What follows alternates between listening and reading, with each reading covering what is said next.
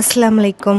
Welcome to HANIF'S Kitchen. Every Sunday Biryani episode 8ல இன்னைக்கு நம்ம பார்க்க போறது ரொம்பவே ஹெல்தியான ரொம்ப டேஸ்டியான பீஃப் பிரியாணி. இந்த பீஃப் பிரியாணி ரொம்ப ஈஸியா ரொம்ப டேஸ்டியா நம்ம HANIF'S Kitchen ஸ்டைல்ல எப்படி செய்யறதுன்னு பார்க்கலாம் வாங்க.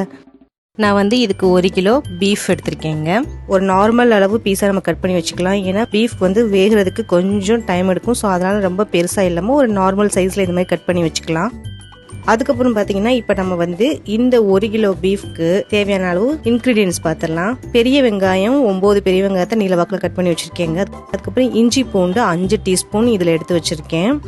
அப்புறம் ஒரு அன்னாசிப்பூ 2 பிரியாணி இலை இது எல்லாம் தாளிக்கிறதுக்கு. அதுக்கப்புறம் தக்காளி 10 தக்காளி நீல வாக்கில் கட் பண்ணி வச்சுருக்கேன். பச்சை மிளகா 10 பச்சை மிளகா நீல வாக்கில் கட் பண்ணி வச்சுருக்கேங்க. அதுக்கப்புறம் புதினா 1 கைப்பிடி அளவு, மல்லி 1 கைப்பிடி அளவு அது தனியாக இந்த மாதிரி கட் பண்ணி வச்சுருக்கேன். இப்போ பார்த்தீங்கன்னா நம்ம அரிசி பாஸ்மதி ரைஸ் தான் இன்னைக்கு நம்ம எடுத்திருக்கோம். நான் இந்த கப்பில் 4 கப்பு பாஸ்மதி ரைஸ் எடுத்திருக்கேங்க. இப்போ பார்த்தீங்கன்னா 4 கப்புங்கிறது 1 கிலோ ஆச்சு. இந்த ரைஸை நம்ம இப்போயே தண்ணி ஊற்றி ஊற வைக்க வேணாம். எந்த டைம் ஊற வைக்கணும்னு நான் சொல்கிறேன், இது இருக்கட்டும். இப்போ நான் ஃபர்ஸ்ட் அடுப்பை ஆன் பண்ணி குக்கர் வச்சிடுறேன். குக்கர் வச்சுட்டு 2 கப்பு ஆயில் சேர்த்துக்கிறேங்க. 2 கப்பு ஆயிலுங்கிறது 400 ml. அதுக்கப்புறம் 1 டீஸ்பூன் நெய் சேர்த்துக்கலாம். இப்போ இந்த ஆயில் நல்லா காஞ்சதுக்கு அப்புறம் இந்த பிரியாணி இலையை சேர்த்துட்டு இந்த அன்னாசி பூவையும் சேர்த்துடலாம். இது ரெண்டும் நல்லா பொரிஞ்சதுக்கு அப்புறம் நம்ம கட் பண்ணி வச்ச பெரிய வெங்காயத்தை சேர்த்துக்கலாங்க. சேர்த்து நல்லா கோல்டன் ப்ரௌன் கலர்ல ஆகுற வரைக்கும் நல்லா வதக்கலாம்.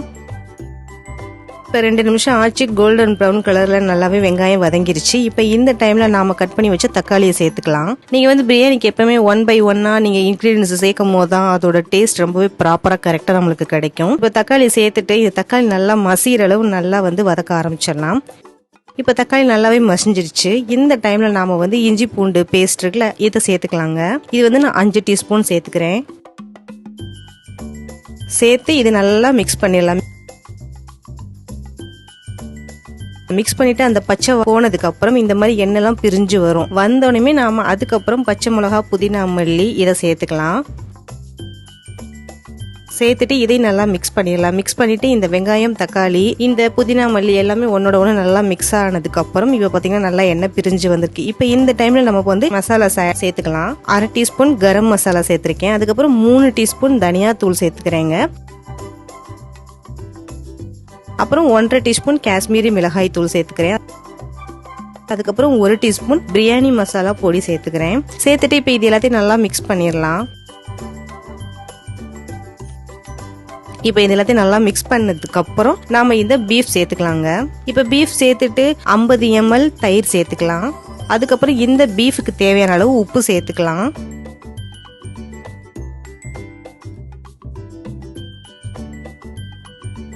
இப்போ நல்லா மிக்ஸ் பண்ணிட்டு 1 டம்ளர் தண்ணி சேர்த்து அதையும் நல்லா மிக்ஸ் பண்ணிட்டு குக்கர்ல மூடி போட்டு ஒரு 8 விசில் வச்சிடலாம். இப்போ 8 விசில் வந்துருச்சுங்க. நான் ஆஃப் பண்ணிடுறேன். இப்போ இந்த டைம்ல நாம அரிசிக்கு தண்ணி ஊற்றி வச்சா டைம் கரெக்டா இருக்கும். ஸோ இப்போ தண்ணி ஊற்றி நான் ஊற வச்சிடுறேன் இந்த பாஸ்மதி ரைஸ்ல.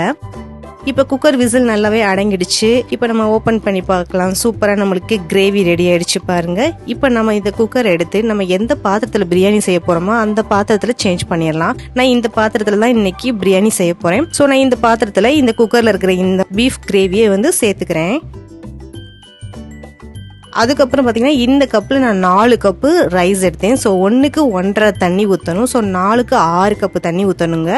ஆல்ரெடி இந்த கிரேவி 2 கப்பு தண்ணி இருக்கும். ஸோ நம்ம இப்போ 4 கப்பு தண்ணி சேர்த்துக்கலாம். உங்களுக்கு டவுட்டாக இருந்தால் இந்த கிரேவியை நீங்கள் இந்த கப்பில் ஊற்றி மெஷர்மெண்ட் பண்ணி செக் பண்ணி அளவு ஊற்றிக்கோங்க. இப்போ 4 கப்பு தண்ணியில் நான் 3.5 கப்பு தண்ணி சேர்த்துக்கிறேன். சேர்த்துட்டு மீதி 1/2 கப்புக்கு நான் பால் சேர்த்துக்கிறேங்க.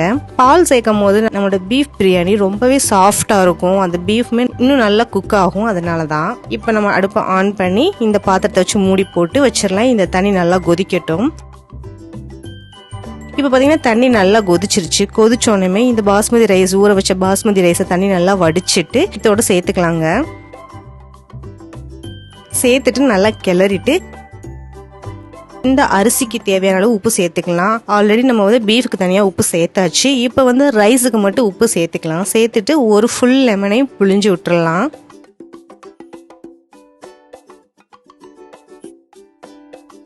புழிஞ்சு விட்டுட்டு இப்போ நம்ம ஒரு கிளறிடலாம். கிளறிட்டு மூடி போட்டு ஹை ஃப்ளேமில் வச்சு ஒரு 10 நிமிஷம் வச்சிடலாங்க. இப்போ 10 நிமிஷம் ஆச்சு பாருங்க, ரைஸ் இந்த மாதிரி இருக்குது. இப்போ நம்ம வந்து ஒரு பெரட்டிடலாம் பிரியாணியை. பெரட்டிட்டு இந்த மாதிரி எண்டில் ஒரு தடவை நெய் 1 ஸ்பூன் சேர்த்துக்கலாம். அப்போ இந்த பிரியாணி இன்னுமே நல்லா வாசமாக இருக்கும். அதுக்கப்புறம் அடுப்பை சிம்மில் வச்சுட்டு மூடி போட்டு மேலே ஒரு வெயிட் வச்சு ஒரு 20 மினிட்ஸ் நம்ம குக் பண்ண வச்சிடலாங்க. இப்போ 20 நிமிஷம் ஆச்சு. இப்போ நம்ம ஓப்பன் பண்ணி பார்க்கலாம். பாருங்க, நம்மளுக்கு கமகமக்கும் பிரியாணி சூப்பராக ரெடி ஆகிடுக்கு. பாருங்க, நம்மளோட பீஃபுமே நல்லா வெந்திருக்கு, சூப்பராக இருக்குது. இப்போ இதுக்கு மேலே வந்து நம்ம நெய்யில் பொரிச்ச முந்திரி, காஞ்ச திராட்சை இது எல்லாத்தையும் சேர்த்துக்கலாம். சேர்த்துட்டு இப்போ நம்ம சர்வ் பண்ண ஆரம்பிச்சிடலாங்க. பாருங்க, பிரியாணி ரொம்பவே கலராக இருக்குது, ஒன்னோட ஒன்று ஒட்டாமல் இருக்குது, பார்க்கவே ரொம்ப சூப்பராக இருக்குங்க. ஆல்ரெடி நீங்கள் வந்து பிளேலிஸ்ட்டில் பார்த்தீங்கன்னாக்க எவ்ரி சண்டே பிரியாணி ரெசிபின்னு சொல்லிட்டு நம்ம வந்து போட்டு வச்சுருக்கோம். நீங்கள் வந்து தேவைப்பட்ட செக் பண்ணி பாருங்கள், கண்டிப்பாக உங்களுக்கு வந்து அது யூஸ்ஃபுல்லாக இருக்கும். இந்த ஹெல்த்தியான பீஃப் பிரியாணியை கண்டிப்பாக நீங்கள் ட்ரை பண்ணி பாருங்கள். ட்ரை பண்ணி பார்த்து எப்படி இருந்துச்சு ட்ரா பண்ணுங்கள். அப்படி சேனல் சப்ஸ்கிரைப் பண்ணுங்கள். அப்படி பக்கத்தில் பெல் ஐக்கானே கிளிக் பண்ணிடுங்க. அதோட வீடியோஸ் எல்லாத்தையும் பார்த்து என்ஜாய் பண்ணுங்கள். தேங்க்யூ.